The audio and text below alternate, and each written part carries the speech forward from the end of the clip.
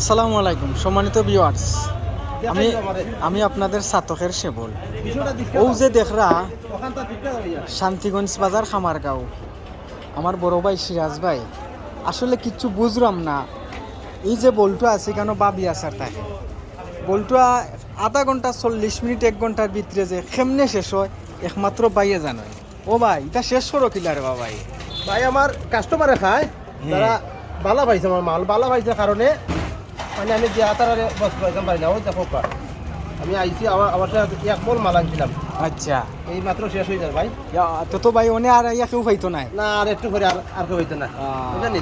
তারা কমেন্টে জানানি যে তোমরা খাইতে হইলে তাড়াতাড়ি আমার কাছে চলে আসো। তো আমার সিরাজ ভাইয়ের যে বাবি আচার আছে এটা চলে বালা 1 ঘন্টার ভিতরে বউল একবারে খালি হয়ে যায়, কারণ জানি না ভাই যে কি মেডিসিন দৈনিকটার মাঝে। দেখো পা যেহেতু আর তোমার আমার মুখের বানাইলে কথা না, বুঝলি? আপনারা দেখো কা মাল আছে নি? না ঠিক আছে ভাই, মাল নাই।